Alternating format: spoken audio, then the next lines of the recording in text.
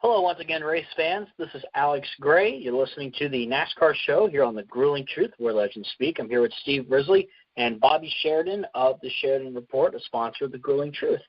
All right, guys, so Speed Weeks has passed us. Denny Hamlin wins the Daytona 500. As we've said before, the ratings have gone up. And what are we looking forward to next? Well, I'd start with the ratings because, I think that, if I'm not mistaken, NASCAR Daytona won the weekend yes. Last weekend. They were the highest rated sports show, and you had Kentucky, Tennessee, you had some UCF fighting going on, you had the AAF going on, NBA All-Star game, the NBA All-Star game. You had Tiger playing in Vegas, in LA. But NASCAR takes the week with an increase. How significant is that to a resurgence in the sport, Alex? Yeah, I'll read off here. Adam Stern's a good source of this on Twitter. Fox earned a 5.5 overnight rating. That is up 8% from 2018. Top 5 markets listed here: Greensboro, Greenville, Knoxville, Charlotte, and Kansas City. The race peaked at 6.3. NASCAR Race Day was even up. Also, from what I read here, so 9.2 million viewers, I believe. And that is more than the NBA All-Star Game. That is more than the PGA Tour Genesis Open. Of course, during a day and age where people also use streaming services, right. I think NASCAR is going through this kind of resurgence. And I've been wanting to say this for a while. I feel like NASCAR has been hitting the reset button and just like, okay, we need to rethink how, and not to mention NASCAR has also been pushing the sport out to beyond Fox and NBC, like outside advertising, which is good. They need to do that. Okay, two questions that come up. Bobby, let me ask you this, and you're a sports-minded person. And I listened to the cities that Alex mentioned. Is NASCAR being more successful because they're going more back to what I would say, either by necessity or not, to a regional sport? Or is it, can regional sports be part of that increase? Because listen to the cities you talked about: Greensboro, Charlotte, Kansas City. Who else did you mention, Alex? Charlotte and Knoxville. Charlotte, so those are all southern regional areas, right? Kind of right there. I just think that's a hotbed of racing, and that's just a great area and for NASCAR, and that's where they have to be successful. I don't think it's much more than that. I don't think they're going regional based. I think it's a nationwide thing, but that's where they're going to be most successful, is probably in those areas. And when the sports betting is legalized in those areas, I think you'll see a big boom. And it was great to see. I just hope that the ratings weren't because everyone wants to see crashes at Daytona, and then we're going to fall back down to a 1.8 at Atlanta. That's always a question. Interesting, Kansas City, because doesn't that track sit on a casino? Yeah, there's a casino on the backstretch. Oh, yeah, wow. There's a casino right on the property. Yeah, it's all part of the facilities. There's an actual casino right on the Kansas City Motor Speedway, or whatever it's called. But there's a track right there, or a betting, a casino right there. Interesting that would be, because Alex, you found something. Bobby addressed this too, that Kentucky is going to be maybe become one of the first states now that's going to get in cahoots here and start doing gambling at the Kentucky Motor Speedway and allow pari-mutuel at that track. They're working on it right now. Is that right or wrong, that they're trying to get gambling into NASCAR? NASCAR is one of the leaders trying to get into the pari-mutuel area? Yeah, absolutely. Absolutely, Alex. Go ahead. Yeah, Adam Stern posted, Kentucky Legislative Committee advances bill that would make it legal for people in Kentucky to bet on sports, but they would have to do it in person at one of the state's horse racing tracks like Churchill Downs and Keeneland, or the Kentucky Speedway via the Associated Press and HastingsTribune.com. People can place wagers. Yeah. Yeah. So, Brian, is this a good thing for NASCAR to expand their growth or get back into the game where they're growing again, where they embrace the pari-mutuel part of it real quickly and, get into areas where they can do this pretty much at every track now? Is this a good thing for NASCAR?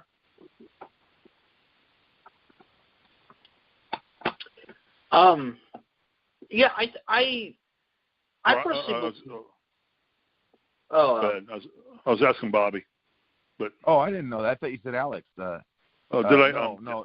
I'm giddy. I just did an hour and 20-minute interview with somebody else. So, yeah. Bobby, is NASCAR embracing pari-mutuel betting a good thing for NASCAR, or is it going to breed for cheating and fixing or horse racing? No. Giving drugs horses. No. The answer to that is absolutely not on that. I mean, there's no chance of it interfering in any type of bad way. It's only a positive, and NASCAR has prided themselves, I think, on being on the forefront of changes and developing, and what you're seeing is that they're embracing it, and the in-game, the live betting part is really taking off, and it's going to be the next wave after the legalization. The next wave is going to be the in-game betting, the halftime betting per se. Harvick's leading through the first stage. What are the odds he'll win it now? The odds will change after the first stage, and then they'll change after the next stage, and maybe during a red flag they can throw up new odds. So fans can always be engaged, not just make your pre-bet and then watch the race and not be involved. You're engaged, and hey, engaged fans means better viewership, means, I don't know if it'll fix the on-track attendance issues that the NASCAR is having, that they're probably doing other things to tackle that, but I think the ratings are going to be up, and no, to answer your question, it'll have no effect in a negative way whatsoever. And we're past that now, I think. And all right. So, Bobby, is there how this works? And I don't know much about this. Is it a way to fix it so you basically, and Alex, you kind of alluded to this, you have to wager at the facility. Is that true, Bobby, or can you go to any sports book and wager in a race, whether you're there or not, or do you need to go to the facility and place your bets? It says here. Go ahead, Alex. Okay. It says here people could place wagers on their phones, but they would have to travel to one of the tracks in person to download the app. That's what it says here on the Hastings Tribune. Okay. Right. What that is? That's a ticket boost. That's a ticket boost to NASCAR, right? Yeah, can be. Yeah, I'm thinking right away. You got to go to the track to bet. Yeah, well, what that is basically it's like what Las Vegas has now. Las Vegas has remote mobile betting, but you have to be within the state's confines to be able to place those bets because it's still not legalized in California. So I can have a mobile betting account, but I have to be in Las Vegas to be able to use it. So that's basically what it is. They're making you be within the confines of the area. It might not be that you have to be exactly right at the track. So that's why you go see Donnie Marie every other week.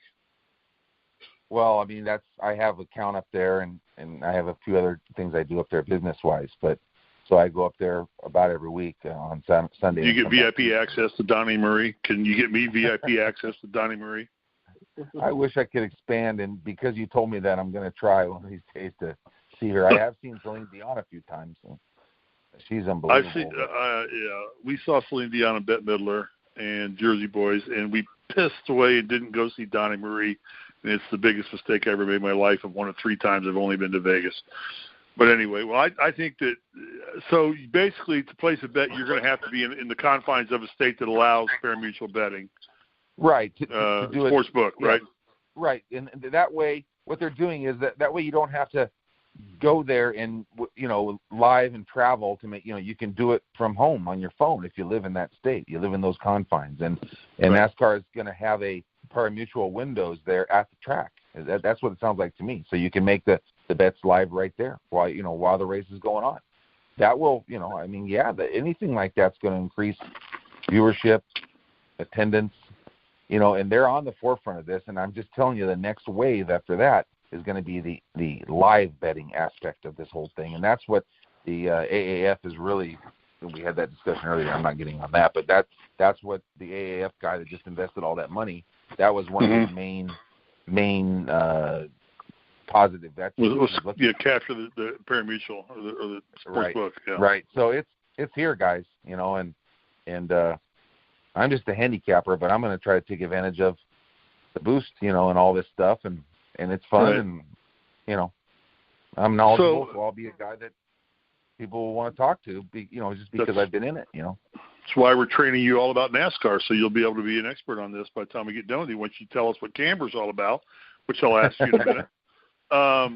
So, Alex, does it make sense that NASCAR would say, we're only going to do sportsbook at the track for a period of time to try and increase the attendance and fill the stadiums back up to make it look more appealing on TV? Yeah, I think this is a good idea. Somebody who lives like 40 minutes from Kentucky Speedway, I support this. I am all in for it. I think this will definitely help people go out to the track more as well. If they're basically told that, yeah, you could do this, but you have to be at the track. So I think it's a good idea.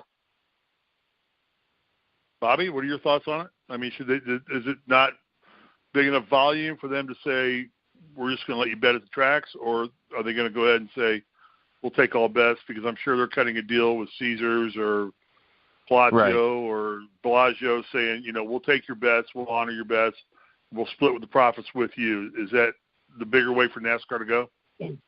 I think so, yeah. I mean, I think you're on the right track there. And, I do. I think the fact that the states are all going to have their own separate, sort of way they handle each situation, but it's going to be eventually in all 50 states, and I think those southern states. Indiana won't be until about 2030. That's okay, though. We'll still be here. We finally got Indiana to sell alcohol on Sundays. Are you kidding me? Indiana and North Carolina were the two last states to adapt selling alcohol on Sundays. North Carolina didn't really care because they had moonshine. And that's where NASCAR was born, because the moonshine runners. And Indiana just sat back and just said, finally, you could go to the liquor store. Actually, the biggest opponents were the liquor store owners, because they didn't want to be open on Sunday. They didn't want to pay the staff to come in and work on a Sunday. They wanted the day off. But anyway. And Zion Williamson is down, and he's out. He just tore his hamstring pretty good. He's down. He's out for the game. Well, that's why you got to be careful betting those future bets, taking there you go. Duke at really low odds, because it's only an injury away, and they're not, all of a sudden they would not be the favorite, of course. There you go. So Alex, NASCAR's resurgence, is it because Brian France is not in charge?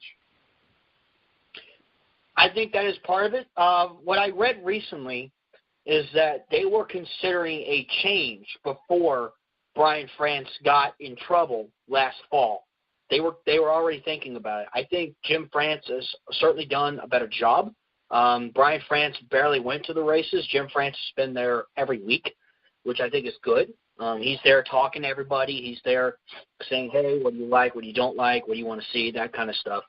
I think NASCAR, and they're talking about all these tracks, the big schedule change coming in a couple of years, Gen 7 being more than just the car, from what I've heard from the likes of Roger Penske. I said it earlier. I just think NASCAR is hitting the reset button.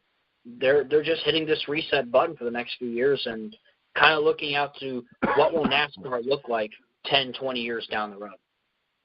So does Brian France have an active role in NASCAR at all anymore, or is he just pretty much just an owner of the franchise, but has no active role in any type of day-to-day operations, period?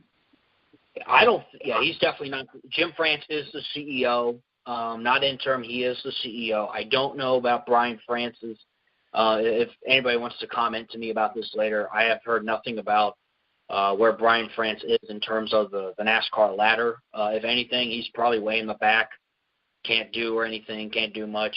But yeah, I can't really confirm what's up with Mr. Brian France. And Bobby, when this happens, change of ownership or change of leadership happens, does that affect how people book and how they bet? No, I don't think so at all. They don't care. No, I don't think that has any effect on the betting part of it at all. No.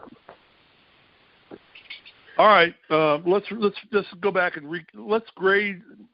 Alex, can we and Bobby both? Can we grade the teams post Daytona? Take a look at all the teams and just grade them up top. Sure. Let's start with Stewart-Haas Racing. What's your grade for Stewart-Haas Racing at Daytona? Well, let's see. Before the big wreck happened, Kevin Harvick was. Just for the week, of the race. I mean, Okay.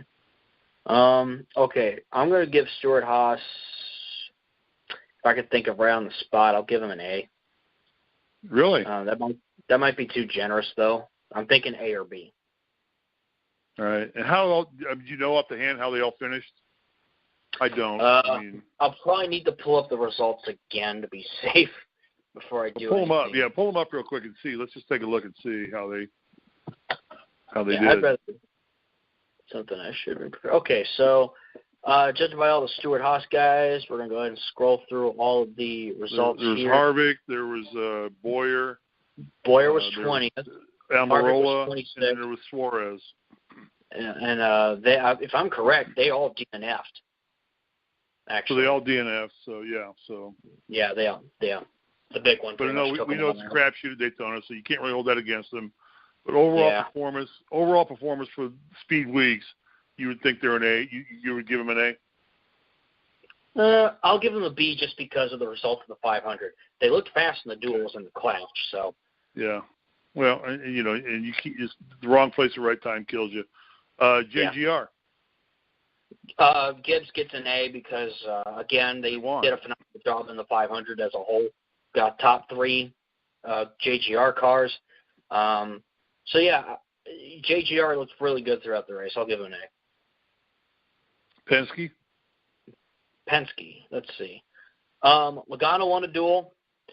Keselowski was struggling the duel, spun out in the 500 and came back and finished 12th. Logano got, I'll give Penske an A too. Penske is generally pretty fast on those tracks. Okay. Ganassi, Sabatos. All right, Ganassi. I'm definitely not going to give him an A. Obviously, Kurt Busch was 25th. It says he was running. If I'm correct, Mr. Larson. Where is he on here? Kyle Larson, 7th. He was contending. Okay. He was running up front a lot of the race. Yeah. In terms of Ganassi, I think I'll give him a B+. Okay. And then let's go to the monster of the Midway, Hendrick. Disappointment, probably the biggest disappointment. Yeah, I would say B or C. Yeah, and at some point we'll do a show and see what's wrong with Hendrick, and if they're too young and too old. There's a combination there where they got too much young blood and too much old blood in terms of Jimmy Johnson, who's really past his prime in his career, you would say. And then you got such young drivers in Bowman and Byron. And, of course, Chase is becoming the leader of that franchise at this point in time. But there may just not be a good mix of talent at Hendrick right now. They're still fighting the arrow on the Camaros. I mean, they seem to be good in qualifying, but they don't seem to be good in traffic. I'd say wait the first 5 to 7 races and then maybe grade the teams that way. Therefore, I agree. It's early. I agree. Get to Atlanta, Vegas, Bristol, Auto Club, whoever's next, West Coast Swing, and then we'll see. Especially the kind of racing we'll see on the mile and a half this year. So I'm currently studying the footage from the Las Vegas testing that took place in early February. Yeah. All right, anything else out of Daytona we need to pull away from it? I mean, it's a crapshoot race. You could be rooting for your guy up front. I mean, I watched Elliott get into 3 wrecks, and he caused none of them. And he was moving his car from back to front consistently. The 9 car was running good. I mean, I just follow that car, so I was just looking at him as an example. But he just seemed to be right there when some other idiot decided to take on another idiot, and not intentionally. And that's just the nature of restrictor plate racing. So yeah, one little slip up, and it's just yeah, yeah. It takes them all out, exactly. So now we go into Atlanta, and we've got a new rules package now. We got a new aero package. We have a new engine package, which is going to set the tone. We've given up on restrictor plate racing, but we've gone to the spacers in the carburetors. How is this going to affect racing in Atlanta? What's the object of doing all this, making these changes? The object really is to make the racing more bunched up. I've seen, as someone who's been to every Kentucky Cup race, it's follow the leader, okay? It's a one-group track. And I think NASCAR took a look at this and says, how can we make the races like Kansas, Vegas, Atlanta, Kentucky more interesting? So there's a picture here. 2019 rules package, spoiler, let's see, 8-inch by 61-inch, I think it is. They've really, the spoiler. Yeah, they've grown the spoiler, right? They've taken the horsepower away and grown the spoiler. So yes. They're giving you less horsepower and more downforce. Correct. Okay. Splitter, 2-inch overhang, tapered spacer, air ducts, or block off / brake ducts. So yeah, 8-inch by 61-inch. Okay, I was making sure there. So I'm watching the footage from the Vegas testing here, and the cars, they ran quite a few laps, and I see a lot of passing. I've seen some 3-wide action. The cars all seem to be, like, bunched up. You don't see anyone, like, taking off and having, like, an 8-second lead, really. Keselowski looks like he's leading there, but Johnson's, like, right behind him.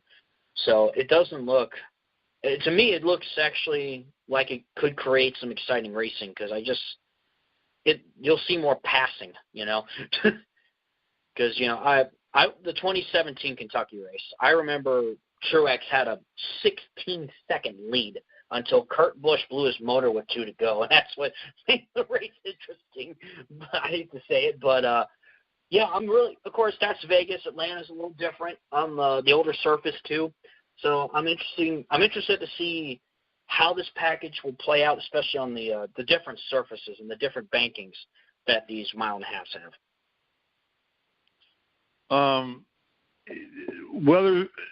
The weather on the East Coast is not really good right now. I mean, I saw the picture of the White House today. It was under like a foot of snow.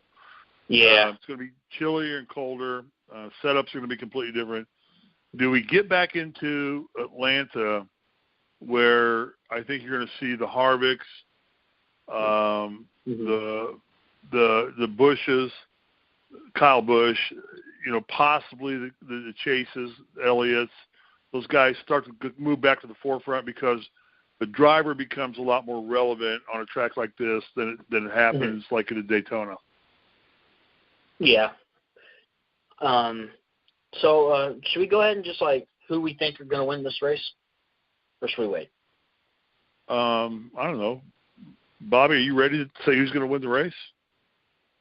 Yeah, I think so. Yeah, I mean, I'll go in any direction you guys want to go in. I'm here waiting for that segment, and we can do it now and do it later, whenever you want to. Well, first off, Bobby, what is camber? Let's just get that out of the way. See if you know what camber is.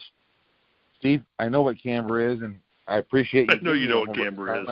I want one every week, Camber is the inward and outward tilt of the tires, or the wheels, right? It changes the angle of the tires. That's what I basically got from my research, and it's used for better grip and tire wear purposes. I mean, did I nail it?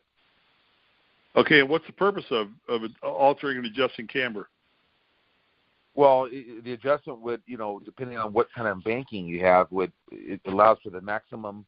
They're going to adjust it for the maximum grip and for the maximum, longevity of the tire.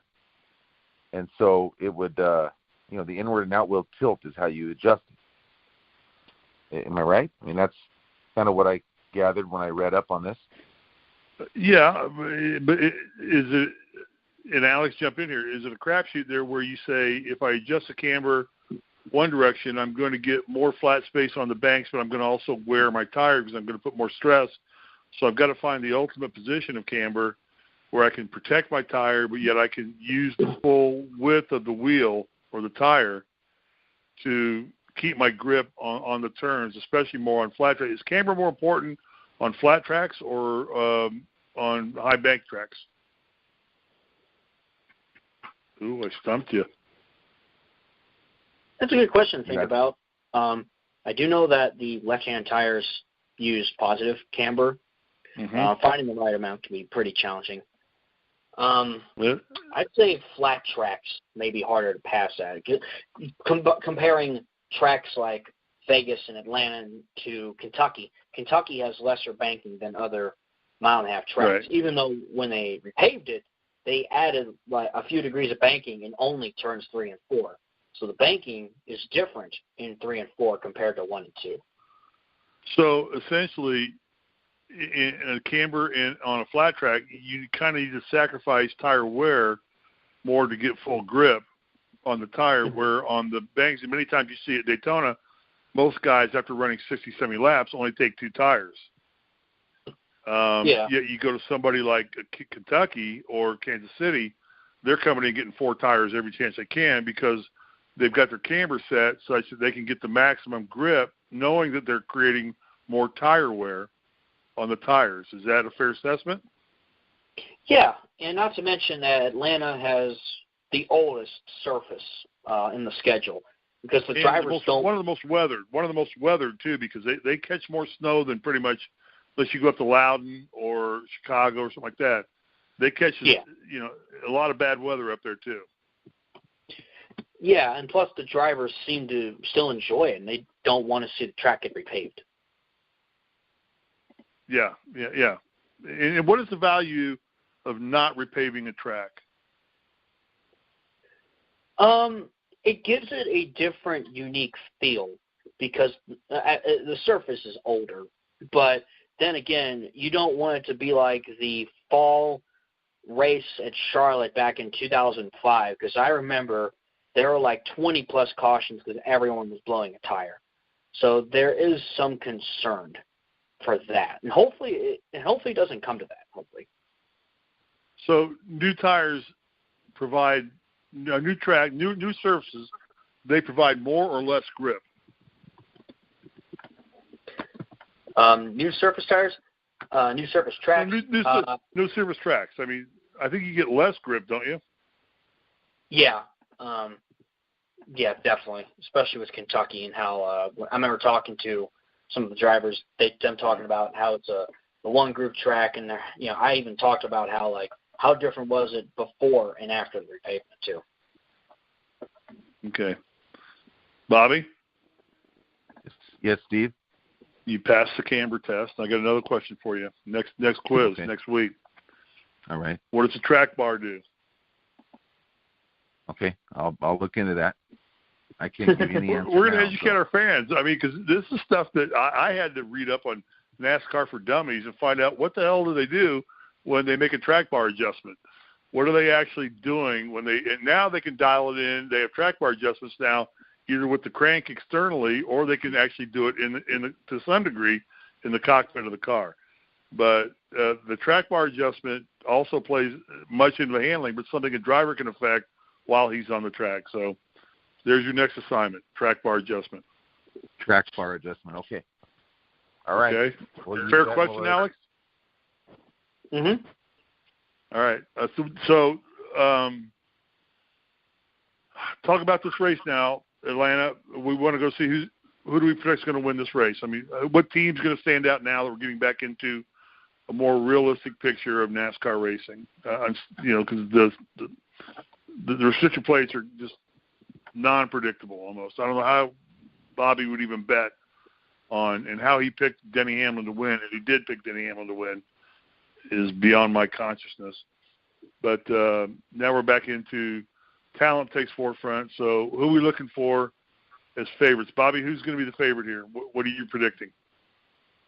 Well, we do have a top dog in this race in terms of pre-race favoritism, and I'm looking to go against this guy, for value purposes, but that guy is Kevin Harvick. He's the defending champion, and he's finished in the top 10 in 11 of the last 14 races here at Atlanta, and he's been installed, rightfully so, as a 4-1 favorite. And so, this is good for your fans, and it's not anything that's not understandable, but it's good for your fans to see that Daytona had an 8-1 favorite with a ton of drivers, really with great chances to win, and now you go to a mile and a half at Atlanta, and you've got the favorite is cut in half, at 4-1, and it's Kevin Harvick from the Stewart-Haas team, and he should be, he should be. He's defending champion there.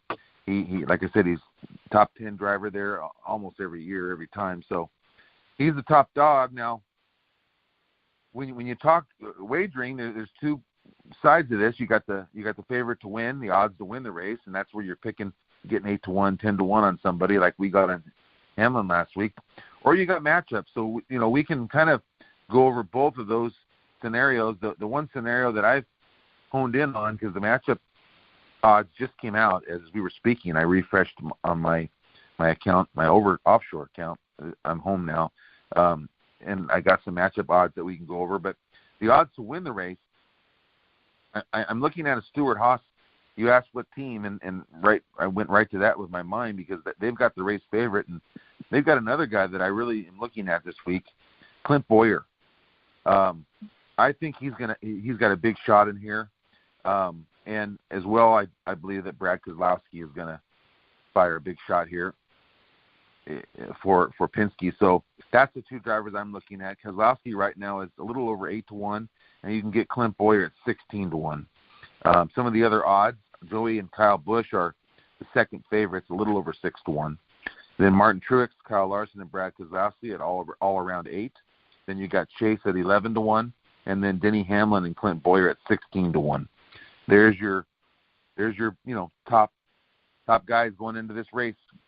So I'm going to be on two of them, Brad Keselowski and Clint Bowyer. And if you nail me down to one pick to win this race, I'm going to take Clint Bowyer. All right.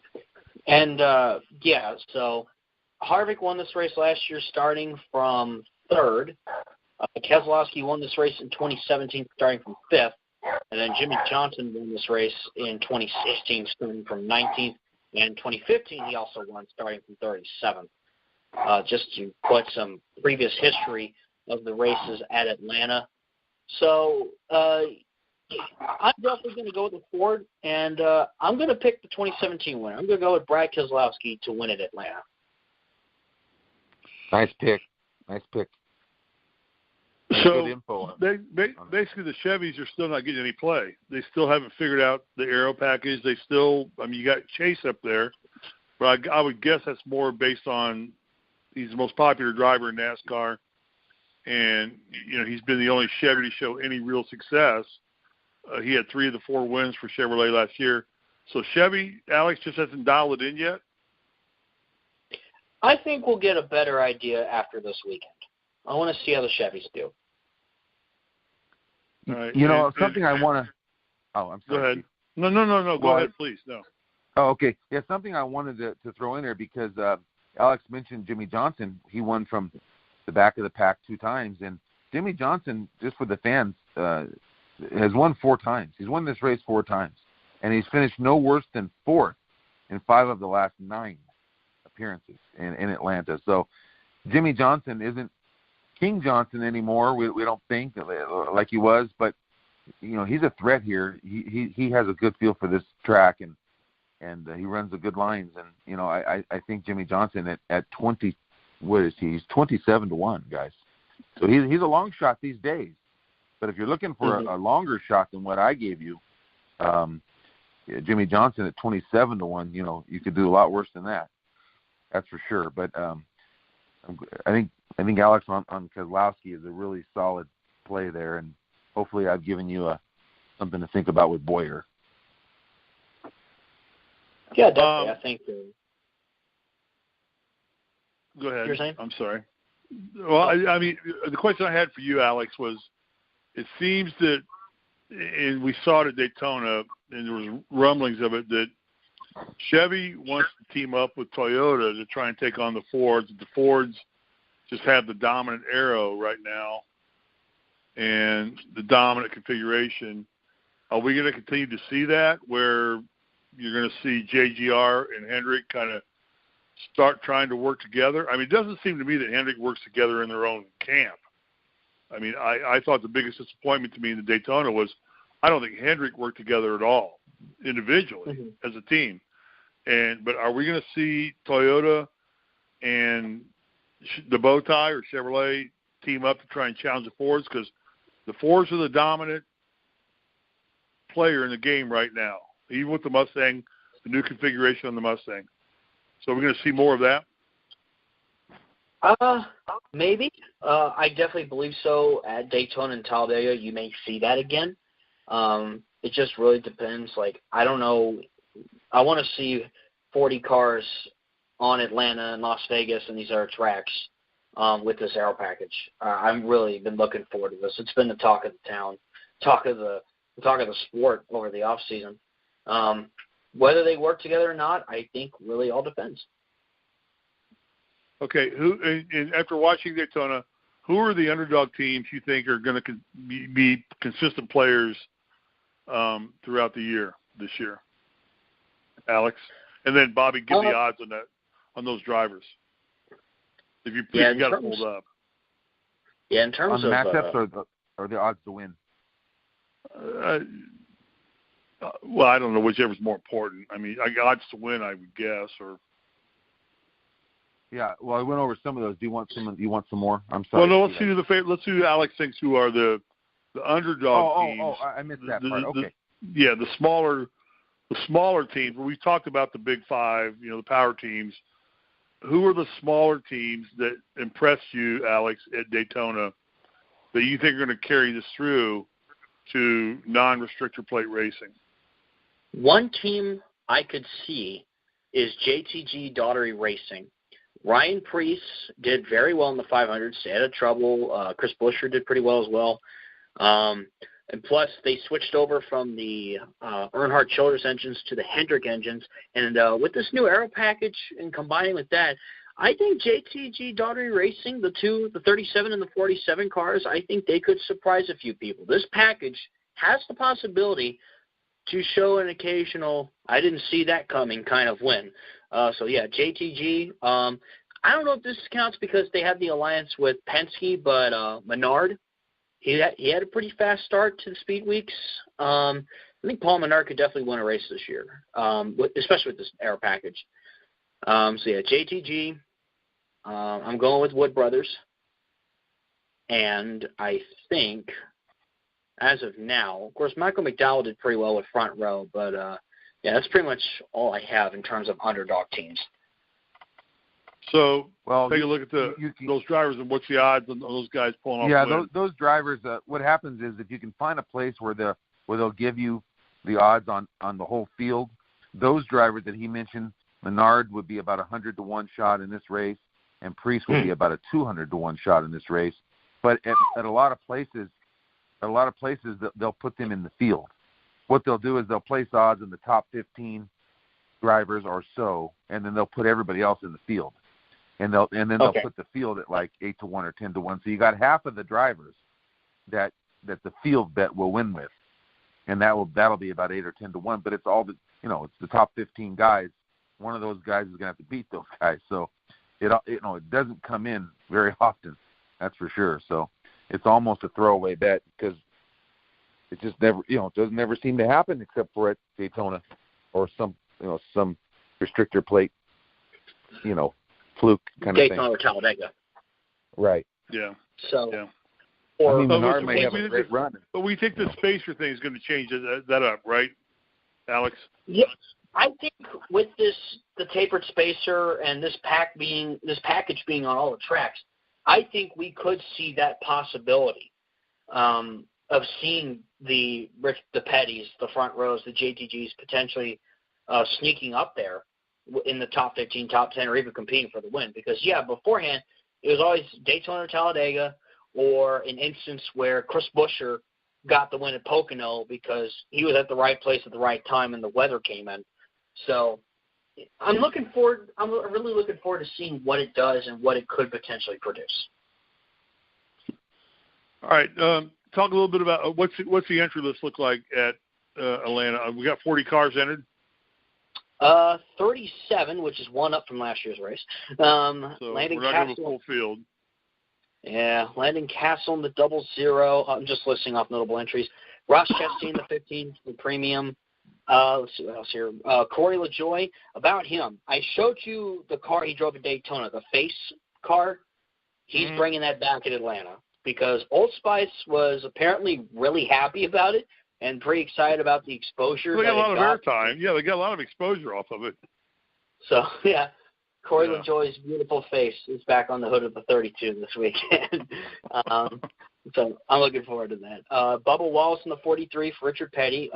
McDonald's will be sponsoring 2 cars this weekend, him and Kyle Larson, as McDonald's has moved over from the 1 to the 42 with Kyle Larson. So that's who's the other car they're sponsoring? The 42 and who else? 43, Darrell Walsh Jr. Oh, so they're going to sponsor 2 separate teams. Yeah. Bass Pro used to do that a lot.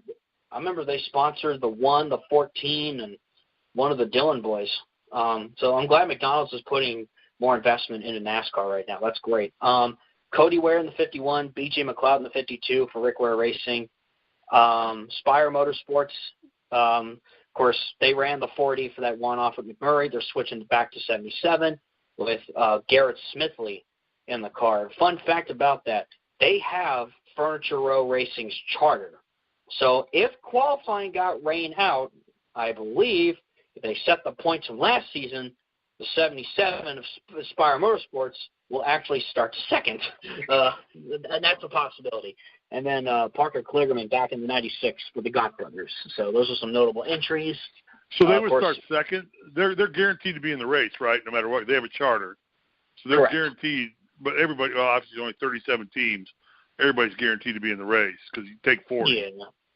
But they would start second based on points. There you go. Yeah, that would be hilarious. There you go. There's a wreck waiting to happen. Well, we'll see. We'll see what this team can do. Triple header weekend. Got the Xfinity and truck race as well that weekend. All Atlanta? Yep. Okay. 37 cars entered there for the Xfinity race. Jeffrey Earnhardt back in the 18 for Joe Gibbs in this race. Let's see, any other notable entries? Is Earnhardt Junior Motorsports, are they kind of the dominant player in Xfinity? Oh yeah, JRM's a powerhouse. Michael Annett obviously getting that breakthrough win. You got Allgaier, who's always been consistent. Elliott ran for him. Elliott ran in one of their cars. Yep, Chase Elliott won him. Byron and Reddick won championships under the Junior Motorsports names. And actually, technically, Dale Earnhardt Jr. is a 5-time owner, or champion as an owner. If you go back to the 2 years with Truex back in 04 and 05, he ran Chance 2 with Truex. So I thought I'd make that note really quick. Besides that, for notable entries, Tommy Joe Martins in the 99 for BJ McLeod. Truck Series, about 37 cars are entered for the Xfinity race. Truck Series entry list, we have 33 trucks entered for 32 spots, so one driver will be going home. Let's see here. Jesse Little, Chad Little's son, entered in the 97. BJ McLeod entered in the 80 truck. Parker Kligerman in the 75. Bobby Gerhardt in the 63, Natalie Decker in the 54. Kyle Busch will be driving this truck race, so we might know who might be winning this race. He picks to win. Kyle's running in it? Yes, one of the 3 to 5 races I think he'll be running in the truck series. So we might know who will win this race. I always have to make that joke. Joe Nemechek will be in the Oaks. Yeah, can't get against Kyle Busch. Can't go against him. Yeah. Well, so here's a great question, Bobby. When you're setting odds, and Kyle Busch jumps in a truck, I mean, does that change everything, regardless of what equipment he's in? It changes everything, because when those big guys run a couple of those races, when they're in there, they're odds on, meaning that they're even money to win the race. And in auto racing, that's unreal, to get a driver with that short of odds. And I've seen that with Kyle and with I'm drawing a blank. Last year, who was it, Alex, that would run about 3 or 4 of these, and they won almost every time they got in it. It was Kyle and who else? Anyhow, when these guys jump in, they're even money, and then the rest of the guys, you get good odds on those guys, the weekly guys, but it's almost foolish. It becomes a non-play because you can't play Kyle Busch at even money, and you can't bet anybody to really. I mean, you could take some value going against them, but you're almost throwing the money away because Busch is going to win that race if he's entered. Well, and the interesting thing about those guys is when Kyle Busch enters, he goes in there for one. He's not racing for points. He's racing to win. Right. He doesn't care if he wrecks or he finishes first or he finishes last. He doesn't care. He's out there. He's not getting points. He's not competing for the championship in that series. And all he wants to do is just win the damn race. So he's going to race harder with more talent than, most anybody else in there. Because other guys, they're racing for points, going to protect their equipment more. They probably don't have the funding that Kyle Busch has. So it's almost impossible, I would think, to bet against him. Right. All right. That's correct. Alex, anything else we need to discuss? As of right now, I don't think so. I'm looking forward to, after Atlanta, we'll talk about what we learned with the Aero package and the 3 races. That'll be a interesting show. Yeah. Steve, I've got a couple things. Go ahead. Yes. Yeah, I got a couple things to finish off, my sort of part of the segment, and that is we need to get your official pick. That's one. We've got Kozlowski is Alex's and mine is Clint Boyer, so we need your official pick. So be thinking about that while I tell you this.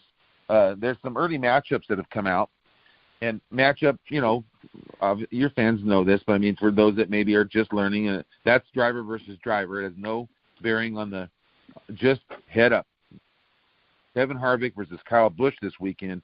Harvick is favored -140, and what that means is you would have to risk $140 to get back $240. You're 140 back plus win 100. So he's -140. Kyle Busch would be plus $1.10. So 100 would get you 110, 210 back total. So that matchup right there, Kevin Harvick versus Kyle Busch, you have Harvick a pretty good favorite.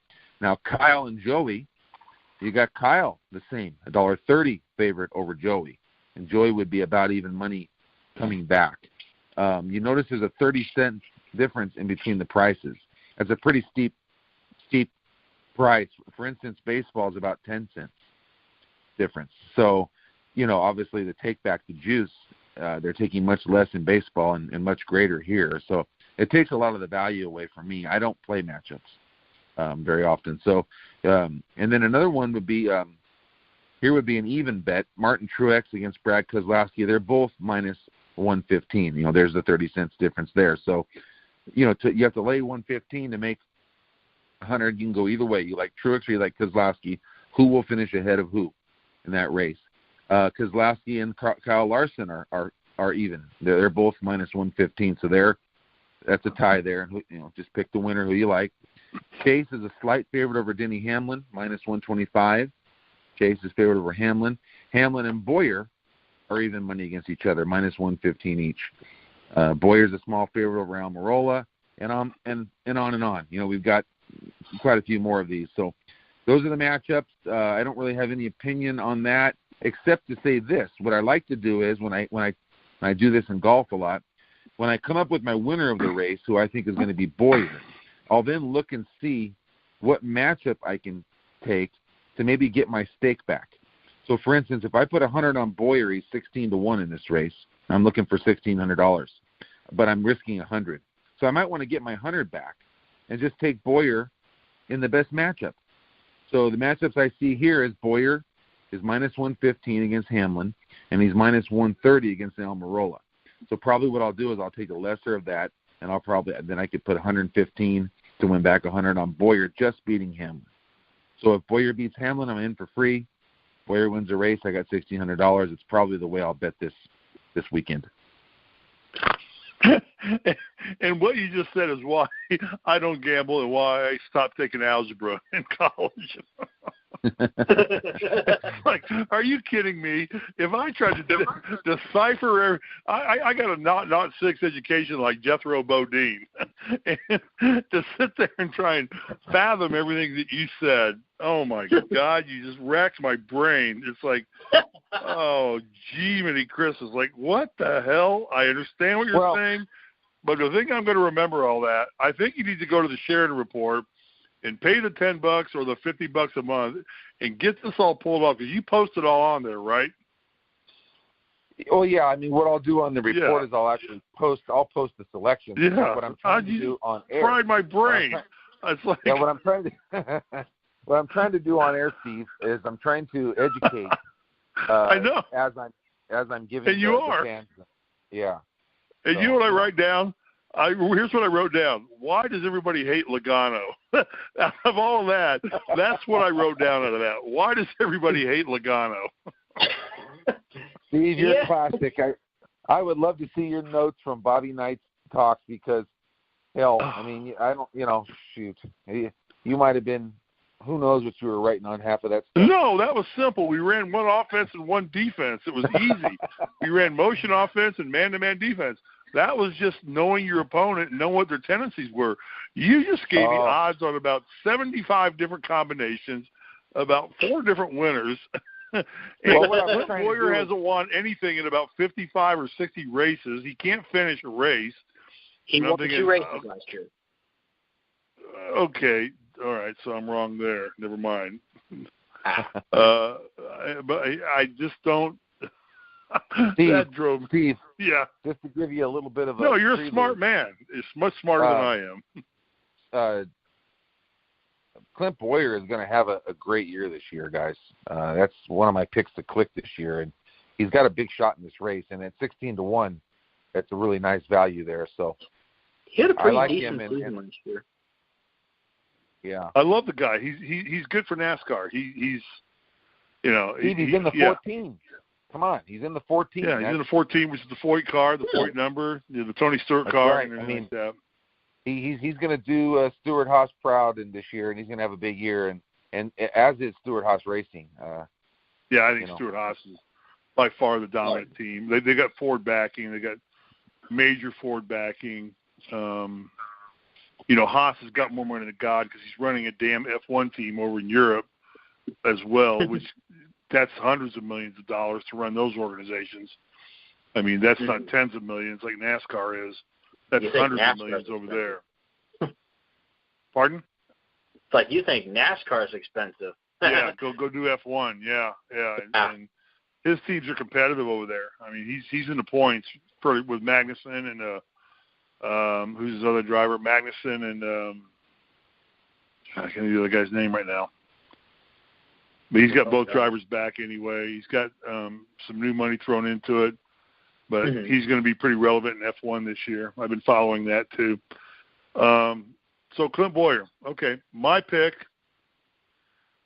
What's interesting to me is how I figure this out is I look at engine packages. Go ahead. Somebody talking? Yeah, I hear you. No, my deal is that you're changing engine packages right now, and they're going to a new engine package with new configuration.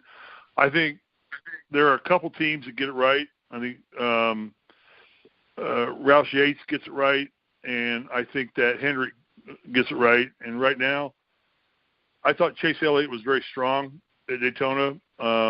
He had a fast car. He was very competitive with the Fords. And I think Hendrick can figure these in. What's going to be the difference here to me is Hendrick is going to figure this engine mess out quicker than anybody else because they put more development, more money into it than probably anybody, even more than Roush Yates. So Dawsonville is a suburb of Atlanta. That's his home track, his hometown. I'm going to go with Elliott to establish himself now as a bona fide NASCAR driver. I think Hendrick will get this engine package down quicker than anybody. They were fast at Daytona under the old package, but I just think that they've got it. They'll get it nailed. I'm going to go with Chase Elliott to win this race. All right, I like the driver. He's my favorite driver, but I have logic behind it. I just think Hendrick has got this engine package figured out. Well, fair, I'm Alex? writing that down, and we're going to do a running tally. And what I predicted last week was I said, I probably won't win the next 10, and I'm just hoping that someone from the grueling tooth from the panel gives us a winner. So we've got Chase, we've got Kozlowski, and we've got Boyer. So there's the grueling truth, 3 picks for this weekend, and let's try to go 2-2. But in the end, I think it's a gritty track. If they bunch him up, it's hard to bet against Harvick. It's just so hard to bet. He's such a good driver. He's kind of the new Dale Earnhardt. I think Alex, am I right? His first win was at Atlanta, wasn't it? 2001. 2001, yeah. After Earnhardt passed away, he took the 29 car, and his next race, the first car he ever took in over for RCR, was at Atlanta. He knows that track like the back of his hand, and he's won there multiple times. So I'm going to go with Elliott for multiple reasons, but it's not going to surprise me if Harvick pulls this thing out. I like Clinton Boyer. I just think Harvick will find a way to beat him if the equipment's the same. But, I'm not picking the odds, so that's my opinion. I don't want to slap down what you're doing. Anything else we need to talk about, Alex? I got nothing. I got nothing. Bobby, you got anything? Nope, I'm good, Steve. Bobby, where do we find you? Tell everybody. Yeah, follow me on Twitter at Sheridan Report. And if you want to go to the website, which you could also, it's right there on Twitter also, but it's thesheridanreport.com. I'm always putting stuff on Twitter, little blurbs, little ads, recaps, how the day went. So that'd be a good follow, I think, for sports betting. All right, and your packages are, if people want to buy into your packages, they are what? Well, very cheap, and I've gone over that on Survive in Advance as to why. This isn't Survive in Advance. The hell with the guys on Survive in Advance. Those guys on Survive in Advance are absolute idiots. The guys that do Survive in Advance are total jerks. Well, but I'm talking about the listeners, Steve. The listeners of Survive in Advance, we've gone over this, but we'll go over it for our NASCAR listeners.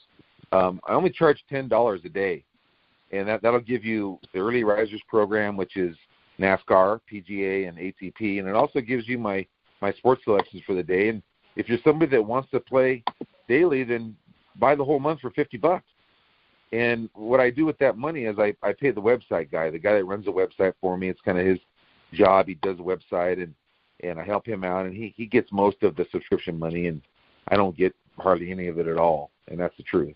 If you know me, I that's all I say is the truth. So, but in terms of, it's really cheap, and it's got a lot of good stuff, guys. I mean, I've had a lot of good runs of top plays and winning month after month. So, I mean, if you're a sports handicapper and you're playing these games, I definitely recommend my service, and it's very affordable. So you'll find that at thesheridanreport.com.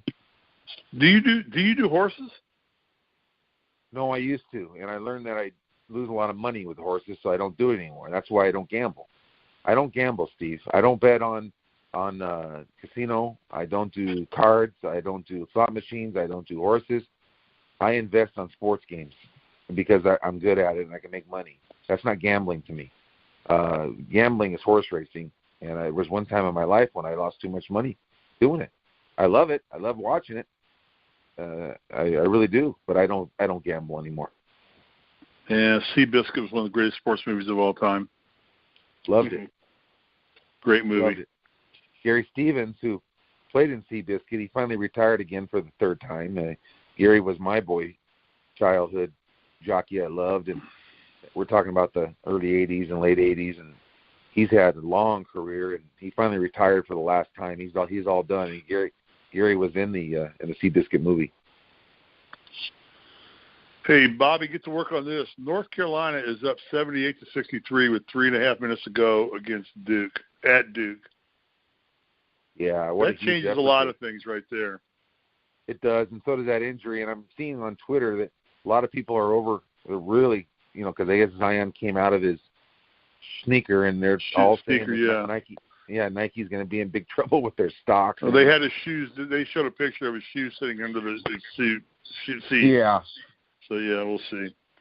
Alex, anyhow, guys, NASCAR, anything else we need to worry about between now and race day? Any surprises that we're going to see? I mean, like I said, I think we'll see a lot of passing, a lot more action on the track at Atlanta. That's pretty much all I got. All right, here's one last question for you, Alex. Mm-hmm. We didn't. Neither you nor I could find any penalties levied after Daytona, correct? Yeah, there were no penalties. No penalties. So, do you think the death penalty of getting the win taken away from you will straighten up these crew chiefs and car chiefs?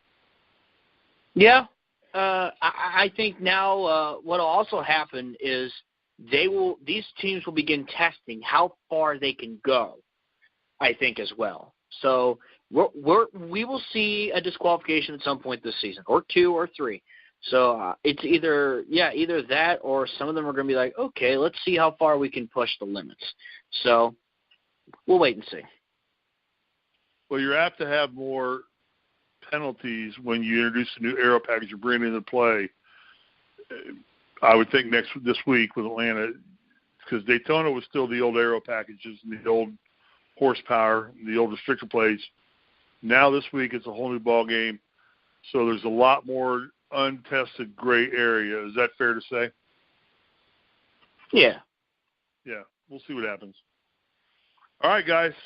Anybody got anything else?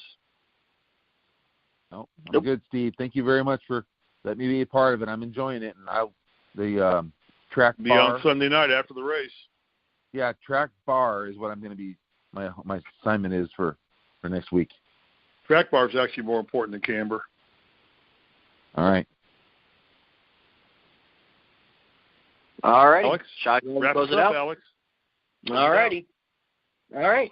Thank you guys so much for listening to the NASCAR Show. Tune in Sunday night when we talk about the results at Atlanta and what we've learned from the aero package.